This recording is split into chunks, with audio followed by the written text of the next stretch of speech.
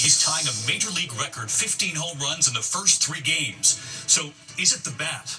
And tonight here we remember the iconic actor known as the king of the miniseries. He would get 12,000 fan letters a week. From ABC News World Headquarters in New York, this is World News Tonight with David Muir. Good evening, and it's great to be back with all of you at home. And we begin tonight with these severe storms moving right into the east tonight, from Florida up to the Carolinas and right up the East Coast. Washington, D.C., Philadelphia, and New York City, 60 million Americans on alert right now. The system already deadly. Hundreds of flights canceled, nearly 500,000 people in the dark at this hour. Tonight, heavy rain and damaging winds possible right up the I-95 corridor. After deadly tornadoes and thunderstorms in multiple states, at least 6 reported tornadoes touching down from Louisiana all the way up to Michigan, this one near Fisher, Arkansas. Dangerous ice storms in Michigan bringing down trees and power lines. The governor there declaring a state of emergency tonight. Severe storms near Kalamazoo damaging homes and businesses. 3 children were killed when a tree fell on the family car.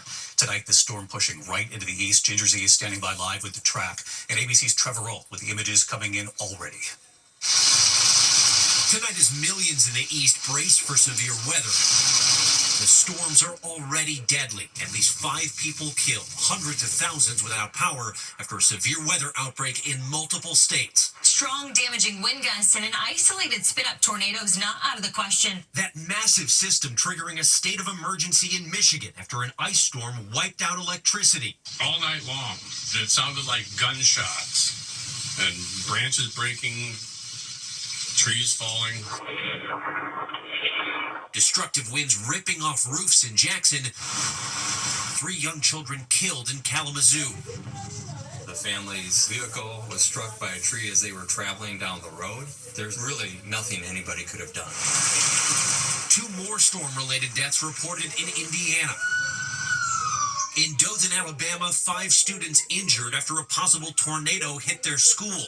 I saw the library doors fling open and a bunch of wind and debris started flying through the hall. Beautiful tornado, dude. And in Tennessee, our Victor Okendo on the scene of a massive cleanup. We're just north of Nashville in Springfield, Tennessee. Down trees all over this property, some of them crushing these cars behind me. And if you look up at the roof, a tree crashed right through it. And in Livonia, Louisiana, east of Baton Rouge, lightning striking multiple oil tanks, sparking this inferno. And David, the Northeast now braces for a stormy night ahead. There's already been hundreds of flight cancellations, with travel impacts continuing through tomorrow, David. Could be a difficult night ahead. Trevor, thank you. For more on that, let's get right to Chief Meteorologist Ginger Z. She's with us live tonight to take us right through it. Hi, Ginger. Hey there, David. So we're here at the very top end of one of those thunderstorms, getting some of the sprinkles, but I've seen along the line back in eastern Pennsylvania, even a tornado warning already near Reading earlier. I want to take you to the maps, though, because a severe thunderstorm warning includes Raleigh down to Charleston. That means it's happening. Damaging wind is the main threat there. That same front's going to push this line right through the Northeast. That includes Baltimore, Philadelphia, and up to Boston into the overnight hours. After tomorrow morning, we're done with this one, but our eyes are already on Tuesday night to Wednesday, where the biggest tornado threat really sits around Memphis, Little Rock, right into southern Illinois, western Kentucky. But there's the problem, is this front's going to then stall out and stick around. And so we're going to end up with considerable rain, 6 to 12 inches, David. We could see some flash flooding right there in that middle pocket of the country. You know, spring always brings severe storms. Ginger Z starting out the week with us. Ginger, thank you. There was a lot of other news to get to tonight. President Trump is signaling he is serious about a 3rd term. And tonight what some Republicans are saying about that. And it comes as the president is now vowing to move forward with a major tariff blitz on many countries, including allies, this week. The move is expected to drive up the cost of groceries, electronics, and cars here in the U.S. What the president is saying about that. Here's our chief White House correspondent, Mary Bruce. Tonight, President Trump preparing to unleash an unprecedented blitz of tariffs against America's trading partners, dubbing Wednesday Liberation Day. They're reciprocal, so whatever they charge us, we charge them, but we're being nicer than they were. But the president has been extremely vague on the scope and targets of the coming tariffs. How many countries will be in that initial tranche? It's short with all countries, so let's see what happens. I asked White House Press Secretary Caroline Leavitt. Has the president decided on the scale and scope of these tariffs? It's time for reciprocity, and it's time for a president to take historic change to do what's right for the American people. Economists warn that tariffs on products from other countries are taxes paid by American businesses, who then pass the cost along to consumers by raising prices, which could skyrocket on everything from electronics to produce, apparel, and also cars, with Trump's 25% tariff on imported cars and auto parts also set to take effect later this week. Automakers scrambling. ABC News learning the president met earlier today at the White House with the chairman of Stellantis, one of the big three automakers. By one estimate, the cost of a new car could go up by as much as $8,000. Trump says he, quote, couldn't care less if car prices go up, saying, I hope they raise their prices, because if they do, people are going to buy American-made cars. But in Ferndale, Michigan, Karen Petke isn't waiting. She had planned to purchase her new Subaru in June. Instead, she rushed to the dealership. I didn't want to take a chance that this car could go up thousands of dollars. A new poll from the Associated Press shows Americans aren't sold on the president's trade policies, 60% disapproving, with 38% approving. And on his handling of the economy overall, 58% disapproving, 40% approving. But the president adamant his tariffs will encourage businesses to manufacture in America and ultimately boost the economy. And amid all this uncertainty, he is refusing to rule out running for a third term, though it's explicitly banned by the 22nd Amendment. I don't even want to talk about it. I'm just telling you, I have had more people say, please run again. They said, we have a long way to go before we even think about that. But tonight, even some Republicans clearly uncomfortable. Well, as a Republican, I and many would not be open to the idea of Barack Obama running for a third term. And so I think the folks have to be careful here. And asked just now if he's concerned that seeking a third term means Barack Obama could potentially run against him, Trump said he would, quote, love that. And despite saying over the weekend that he's not joking about a third term, the president just now insisting he hasn't looked into it. David. Mary Bruce live at the White House. Mary, thanks. We turn next tonight here to yet another close call, a Delta passenger jet this time, and a group of Air Force jets at the same airport, Reagan National Airport in Washington. Authorities say the cockpit alert came with the planes about 12 seconds apart. There are also reports tonight of a separate incident, an attack inside the air traffic control tower, an employee now put on leave. Gio Benitez covers aviation. Tonight, federal investigators looking into yet another incredibly close call between a passenger jet and a military aircraft near the same airport, Reagan National Airport, just 2 months after that mid-air collision with a Black Hawk that left 67 dead. This time, the FAA says the Delta flight was taking off from Minneapolis-St. Paul after 3 p.m. on Friday when alarms went off in the cockpit, alerting pilots that another plane was nearby. Was there actually aircraft 500 feet below us? Off of DCA? Definitely not need to be a permit. Okay. Those Air Force jets traveling from Langley Air Force Base in Virginia for a flyover at Arlington National Cemetery. Preliminary data showing the jets came within 6,000 feet of each other about 12 seconds apart when they received alerts to change course. This time on board the Delta flight, 136 passengers and crew. And tonight, as authorities investigate this newest close call, they are also looking into reports of an alleged fight inside the air traffic control tower. Authorities confirming an unrelated incident inside the tower also playing out last week. Authorities say a 40-year-old man is now on administrative leave after he was arrested and charged with assault and battery, reportedly involving a colleague in the tower. Meanwhile, David, back in D.C., the FAA is trying to understand how its controllers allowed those two planes to get so close, especially just 2 months after that deadly crash. Yeah, a lot of questions. The same airport all over again. Gio, thank you. Overseas at this hour, the stunning rescue after that 7.7 earthquake in Southeast Asia. A pregnant woman and her 5-year-old daughter pulled out after 60 hours. They are okay. Tonight, here, the race against time to save anyone else. Britt Clennett is in Bangkok. Tonight, the critical window to find survivors closing. 4 days after that powerful 7.7 earthquake rocked Southeast Asia, killing at least 2,000 people. After 60 hours under the rubble, a pregnant woman carefully lifted to safety, along with her 5-year-old child. Crews in the Thai capital of Bangkok tell us this is still a mission to find survivors. I think there are still chances of finding survivors in there. American service members joining the search where a 34-story building collapsed in Bangkok. U.S. military personnel now entering the site to help the rescue effort. A rescuer working with the Americans says they are using drones to search debris. Are they successful so far? No, because there's safety issues. Because a lot of brick is falling down. Chana Sornstrinen told me his sister, one of the electrical engineers on the site, is among the missing. So these are all the missed calls. The massive quake collapsed buildings and temples for hundreds of miles from the epicenter. Tonight, relief workers saying hospitals in Myanmar are overwhelmed, and there's an urgent need for food and clean water. That country in the middle of a civil war, making access and humanitarian efforts more complicated. David, among the real questions tonight is whether the recent cuts to US aid is having any effect on this quake relief effort.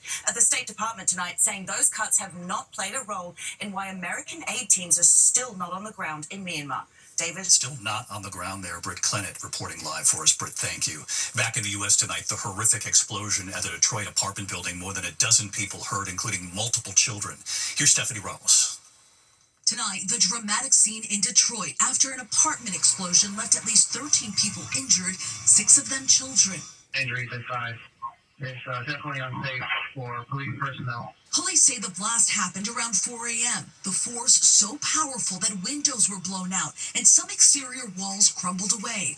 Firefighters rescuing people from the second floor. Once they arrived on the scene, they had people at the windows here on the south side of the building, kind of hanging off, ready to jump. And of course, they went into action. This dad shielding his 1-year-old and 6-month-old children from the impact. Speaking to ABC affiliate WXYZ. I covered over them and I got hit with an impact and I broke 4 of my ribs. Authorities saying 2 adults and a 3-year-old from the same apartment unit were treated for severe burns. They remain in critical condition. David, so far, 10 of the 13 people injured have been released from the hospital. The fire chief says this could have been a lot worse. The cause of the explosion is still under investigation. David. All right, Stephanie Ramos. Steph, thank you. From France tonight, a legal and political earthquake there. Far-right leader Marine Le Pen, a top candidate to be France's next president, convicted of embezzlement and barred from running for office. Le Pen convicted of a scheme to divert money from the European Union to her political party. She denies any wrongdoing, calling the prosecution political. She vows to appeal, but that could take several years, blocking her from a 4th run for the presidency in 2027 when Emmanuel Macron must step down. When we come back here tonight, the Tesla dealership targeted, the images coming in, the fires and the drone images of the aftermath. Also tonight, we remember an iconic star. He would get 12,000 fan letters a week. And look at this, the chilling images tonight, the former NFL star sharing this surveillance. He says armed men breaking into his home, his wife and children held at gunpoint. Our investigative reporter on this in a moment here. Tonight, former NFL star Richard Sherman sharing chilling home surveillance video. He says armed thieves broke into his home while his wife and children were inside, held at gunpoint. Here's our chief investigative correspondent, Aaron Katursky. This is the moment former Seattle Seahawks star Richard Sherman says armed thieves in jackets and face masks burst through the window of his home with his family inside. One of the intruders appears to be holding a duffel bag and a gun. Police say the break-in happened just after midnight Sunday morning. The retired defensive back posting his wife and children were home at the time, adding, "Scary situation that my wife handled masterfully and kept my kids safe." Sherman sharing the images online and encouraging anyone that can help find these people to reach out. It comes as the FBI has been urging professional athletes to take security precautions after a rash of burglaries targeting players like Patrick Mahomes, Travis Kelce, and Joe Burrow. David, the King County Sheriff's Office tells us there have been few residential burglaries in the area, so one of the things investigators will be working to determine is whether Sherman's house was targeted. David? All right, Aaron Katursky, thank you. Tonight, authorities at San Diego investigating the death of a 9-year-old girl following a dental procedure. She was under anesthesia. Dreamtime Dentistry saying the patient was continuously monitored and showed no signs of complications and was, quote, discharged in stable condition. The medical examiner's report says she was still asleep when they sent her home. She was later pronounced dead at the hospital. Still no exact cause of death from authorities. When we come back here tonight, we remember a beloved actor, his famous movies and TV miniseries, and thousands of fan letters. And more than a dozen Tesla vehicles set on fire, violence targeting Tesla dealerships spreading, and where this played out. Dan made progress with his mental health, but his medication caused unintentional movements in his face, hands, and feet called tardive dyskinesia, or TD. So his doctor prescribed Austedo XR, a once-daily extended-release TD treatment for adults. Austedo XR significantly reduced Dan's TD movements, Some people saw a response as early as 2 weeks. With Austedo XR, Dan can stay on his mental health meds. Cool hair. Austedo XR can cause depression, suicidal thoughts, or actions in patients with Huntington's disease. Index of other news tonight, violence targeting Elon Musk's Tesla vehicles spreading beyond the U.S. now. Tonight, the pictures from Rome. Italian police say at least 16 Teslas were destroyed by fire at a dealership. The company has given police surveillance video recorded by the vehicles as they were being targeted. For the first time, we hear from astronauts Butch Wilmore and Sonny Williams after that very long trip to space. Their 8-day mission, of course, turning into nearly a year after the trouble-plagued Boeing Starliner kept them at the International Space Station. Today, Commander Wilmore was asked if there's any blame. There were questions that I, as the commander of the spacecraft, that I should have asked, and I did not. At the time, I didn't know I needed to. And maybe you could call that hindsight, but I'll start and point the finger and I'll blame me. We're glad they're both back and safe. Both astronauts say they would fly the Starliner again. The Yankees starting the new season with a record-tying 15 home runs in the first 3 games. Many now saying it's the bats. Several players using newly designed so-called torpedo bats. The weight of the bat shifted more toward the center, allowing for better contact, they say, giving the bats a bowling pin shape or torpedo. 5 Yankees have homered at least once using the bats. Other teams obviously taking notice here. When we come back here tonight, we remember a beloved actor, his many unforgettable roles, and fan letters by the thousands. Finally tonight here, a film star, a TV star, and the king of the miniseries. In the world of television miniseries, Richard Chamberlain was the biggest star. You look lovely, Megan. A priest wrestling with forbidden love on the Thornbirds in 1983. You love me? But I love God more. More than 130 million viewers tuning into ABC. If only I could make you understand what being a priest means to me. His classic looks and on-screen talent made him an overnight sensation. Oh, doctor. As the compassionate Dr. Kildare in 1961. This is Dr. Kildare. Are you blind or you just don't care? It was said he would get 12,000 fan letters a week, and his first Golden Globe for that. Born in Beverly Hills in 1934, Chamberlain set his sights on Hollywood after serving as an Army infantry clerk in Korea. Maybe we follow the river to a golden sun. Or to a golden city. He would go on to star in more than 24 plays, films, and miniseries. Bonjour. Mr. Davenport, please. Jason Bourne calling. The film adaptation of Shakespeare's Julius Caesar. You great overgrown child. Three Musketeers in 1973. A year later, The Towering Inferno. The women are gone. We are going next. Chamberlain later earning a second Golden Globe for the original miniseries Shogun.